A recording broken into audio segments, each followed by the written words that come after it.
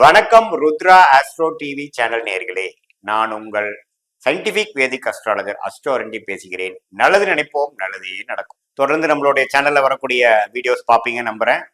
அறிவியல் சார்ந்த ஜோதிட கலை, அதாவது சயின்டிபிக் வேதிக் அடிப்படையில எப்படி நம்மளுடைய போன ஜென்மத்தில் நம்ம செய்த பாவ புண்ணியங்கள் இந்த ஜென்மத்தில் நல்ல கர்மாவாகவும் தீய கர்மாவாகவும் செயல்பட்டு நல்ல ஒரு சம்பவங்கள், வாழ்க்கையில உயர்வையும் நல்ல ஒரு மகிழ்ச்சியான ஒரு தருணமும், அதே சமயத்துல வாழ்க்கையில சில கஷ்டப்பட வேண்டிய அமைப்பும் எப்படி நம்ம கர்மாவின் அடிப்படையில ஒளி தத்துவ பிரகாரம் இந்திய வேத ஜோதிடம் அறிவியல் சார்ந்த ஜோதிட கலை மூலமாக நம்மளால தெரிந்து எத்தகைய நேரத்துல எப்படி நடக்க போகுதுங்கிறது நம்ம தெரிந்து கொண்டிருக்கிறோம். அந்த வகையில இந்த வீடியோல பாத்தீங்கன்னா மகர ராசிக்காரர்களுக்கு தமிழ் புத்தாண்டு 2025 ஏப்ரல் 14ஆம் தேதி வரக்கூடிய ஒரு வருட காலம் எப்படி இருக்க போகுதுன்னு பாக்குறோம்.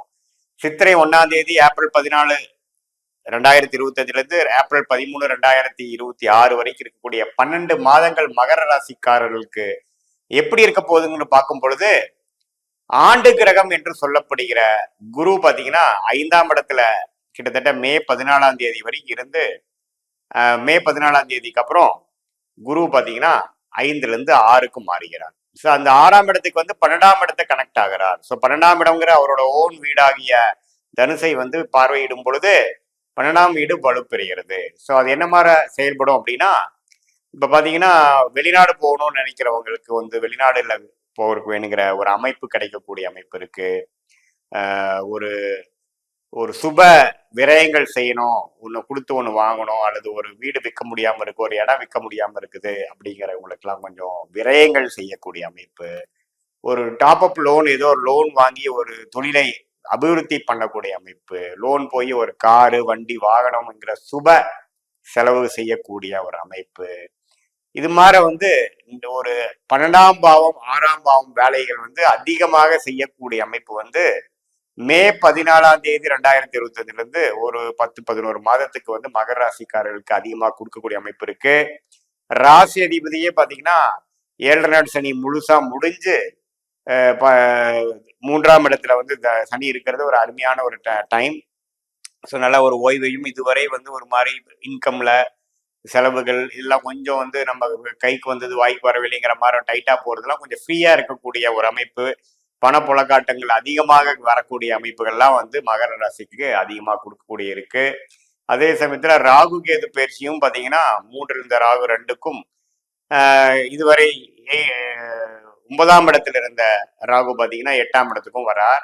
ஸோ கேதுவும் வரார். ஸோ கேது 8ஆம் இடத்துக்கும் ராகு 2ஆம் இடத்துக்கும் குருவின் பார்வையை ராகு பெறுவதும் நல்லதுதான். ஸோ இதனால வெளிநாடு போகக்கூடிய அமைப்புகள் இன்னுமே வலுப்பெறுகிறது.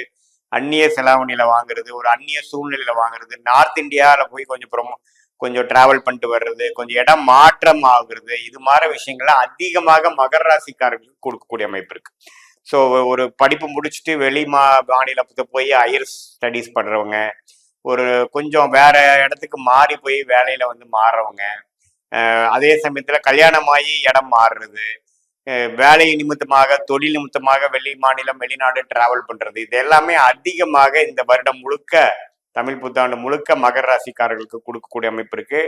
அதே சமயத்துல உங்களுக்கு தசாபுக்திகள்லாம் ஒண்ணுமே கொஞ்சம் அது மாதிரி ஒரு புக்திகள் வரும்பொழுது, தசாபுக்திகள் வரும்பொழுது ஒண்ணுமே நான் சொன்ன இந்த டிராவலிங், இடமாற்றங்கள் அதெல்லாம் அதிகமாக வரக்கூடிய அமைப்பு இருக்கு. ஸோ இதுவரை 2020-21 இருந்து ஜென்ம சனி, அதுக்கப்புறம் பாத சனி, இப்பதான் பாத்தீங்கன்னா 7 நாட் சனி முடிந்து ஒரு பெருமூச்சு அடையக்கூடிய மகர ராசிக்காரர்களுக்கு ஒரு நல்ல அருமையான ஒரு பண புழக்காட்டம், நல்ல பினான்சியலா ஒரு பெனிஃபிட்ஸ், நல்ல ஒரு மாற்றம், வேலை தொழில ஒரு நல்ல மாற்றம், அபிவிருத்தி, அது மாதிரி நல்ல ஒரு விஷயத்தை கொடுக்கக்கூடிய அமைப்புகள் இருக்கு. இந்த அபிவிருத்தி மூலமாக சில கடன்களும் குடுக்கல் வாங்கல் விஷயங்கள் அதிகமா ஆனாலும் அடுத்த வரக்கூடிய ஆண்டுக்கு இதுவே ஒரு வளர்ச்சிக்கான ஒரு ஃபவுண்டேஷனான ஒரு ஆண்டாக, ஒரு தருணமாக மகர ராசிக்காரர்களுக்கு அடையக்கூடிய அமைப்புகள் கண்டிப்பாக உண்டு. மாணவர்கள் எல்லாத்துக்கும் பாத்தீங்கன்னா ஒரு படிப்பு விஷயத்துக்காக ஒரு இடமாற்றங்கள் வரக்கூடிய அமைப்புகள் இருக்கு.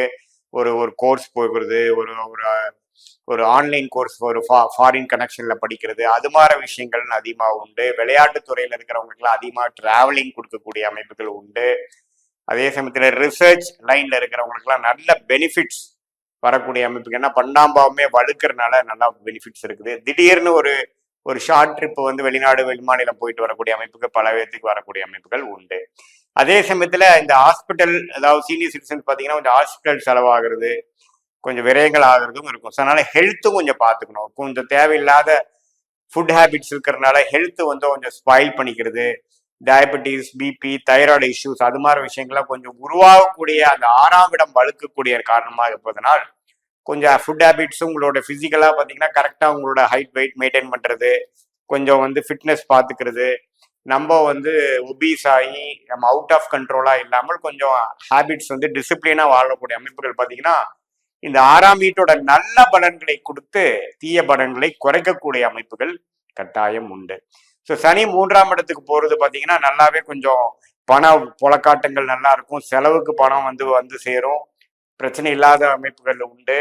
அதே சமயத்துல இதுவரை வந்து வாழ்க்கையில வந்து ஜென்ம சனியில பாதிக்கப்பட்டு படிப்படியாக மீண்டு வரவங்களுக்கு ஒரு ஒரு நல்ல ஒரு ஸ்டேஜுக்கு நம்ம வந்துட்டோம், இதுல ஒரு பெரிய பிரச்சனை இல்லை அப்படிங்கிற மாதிரி, அது மார்க்கெட்டிங் துறையில் இருந்தாலும் சரி, ஒரு ரிசர்ச் துறையில் இருந்தாலும் சரி, டெக்னிக்கல் துறையில் இருந்தாலும் சரி, நல்ல ஒரு ஓய்வான ஒரு நல்ல ஒரு மாற்றத்தை கொடுக்கக்கூடிய அமைப்பு கண்டிப்பாக மகர ராசிக்காரர்களுக்கு உண்டு. ஸோ எப்படி பார்த்தாலும் பார்த்தீங்கன்னா இந்த ஆண்டு கிரகத்தின் பெயர்ச்சிகள் எல்லாமே ஓரளவுக்கு சாதகமாக இருந்து இது மூலமாக எப்படி நம்ம வந்து வாழ்க்கையில முன்னேறணுங்கிறத வந்து கொஞ்சம் யுக்தி செய்து கொஞ்சம் பிளான் செய்து நீங்க எக்ஸிக்யூட் பண்ணும் பொழுது நல்ல ஒரு பலன்கள் வந்து மகர ராசிக்காரர்களை பெற முடியும். இது பொதுவான பலன்களே தவிர உங்களுடைய ஜென்ம ஜாதகத்துல எப்படி தசாபுக்திகள் போய் கொண்டிருக்கிறது, நீங்க என்ன லக்னத்துல பிறந்திருக்கீங்க, நீ என்ன நட்சத்திரத்துல பிறந்திருக்கீங்க, அந்த லக்னத்துக்கு அந்த தசநாதன் புக்திநாதன் எப்படி போய் கொண்டிருக்கிறார், எது மாதிரி ஒரு கிரகம் ராஜயோக கிரகமா வரக்கூடாத தசையா, இதெல்லாம் பார்த்து இப்ப நான் சொன்ன இந்த சனி பயிற்சி, குரு பயிற்சி, ராகுகேது பயிற்சியும் சேர்ந்து மிக்ஸ் பண்ணி பார்க்கும் பொழுது உங்களுடைய ஜாதகம் முழு பலன் பார்த்தீங்கன்னா ஷார்ட் டேர்ம்ல எப்படி இருக்கு, லாங் டேர்ம்ல எப்படி இருக்கு, எத்தகைய முடிவு எப்படி எடுக்கணும், நெக்ஸ்ட் ஃபியூச்சர் எப்படி இருக்கு, எது மாதிரி டைரக்ஷன்ல நம்ம லைஃப் மூவ் ஆக போகுது, எது மாதிரி நம்ம அலைன் ஆகிக்கிறது நல்லது, எந்த நேரத்துல எது பண்ணலாம் அப்படிங்கிறதெல்லாம் துல்லியமாக தெரிந்து நம்ம செயல்படும் பொழுது நல்லாவே நம்மளுடைய வாழ்க்கையை லைஃப் பொட்டன்ஷியலை மேக்சிமைஸ் பண்ணி வர வேண்டியதை அதிகப்படுத்தி வர வேண்டாததை குறைத்து நல்ல பயன் பெற முடியும் இந்திய வேத ஜோதிட முறையிலேங்கிறது நான் கேட்டுக்கொள்கிறேன். மீண்டும் மற்றொரு காணொலியில் சந்திப்போம். நன்றி, வணக்கம்.